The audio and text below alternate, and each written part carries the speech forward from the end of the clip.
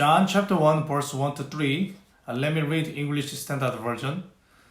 In the beginning was the Word, and the Word was with God, and the Word was God. He was in the beginning with God. All things were made through him, and without him was not anything made that was made. In verse 1, we know the profound truth that Jesus, who was considered just one human or a prophet, is the Word of God, has been with God Father from the beginning. And like God Father, Jesus is God Himself. In verse 2 and 3, John writes the creation work of Jesus, the Word of God. The first point is the verse of all things are made through Him. This verse can also be translated as all things are made by Him. If we think that all things are created through Him, it means that the Word became a medium of God Father, or a channel or a force of creation, and that He participates in creation. If all things were created by Him, it means that not only God Father, but also the Word is the Creator. It seems that both meanings can be combined as possible, because in Genesis, God created the world with His Word. He said, "Let there be light," and there was light. Therefore, it can be said the world was created through the Word or by the Word.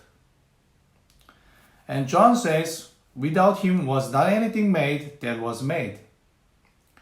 This also tells us that the Word Jesus has always participated in all creation work, and the creation was impossible without Jesus. Psalm chapter 33 verse 6, by the word of the Lord the heavens were made. 1 Corinthians chapter 8 6, one Lord Jesus Christ, through whom all things were and through whom we exist. Colossians chapter 1 verse 16, all things were created through Him and for Him. Hebrew chapter 1 verse 2, but in these last days He was spoken to us by His Son, whom He appointed the heir of all things, through whom also He created the world. So many verses support this fact. The second point is when the world began to exist. In Genesis chapter 1 verse 1, it is said that in the beginning, God created the heavens and the earth.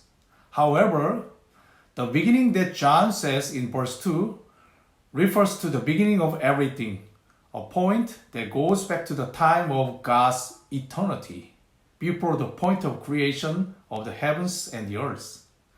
In other words, Jesus the Word already exists in eternity before creation.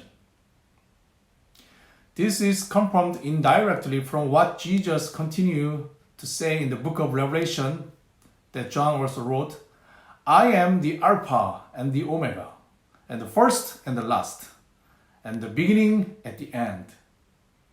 And directly in Colossians chapter 1 verse 17, He is also before all things, and all things are standing together in Him.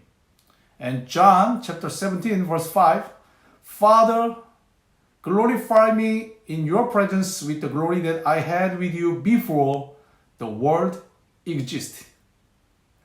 Jesus' confession supports this fact also. This is a very important fact. Jesus is not a creature. Jesus already exists before creating all things. Jesus is one of the Trinity who participated in the work of creation. And He is the God who is the Word. Everything in the universe was created through Him. Jesus is also the Creator.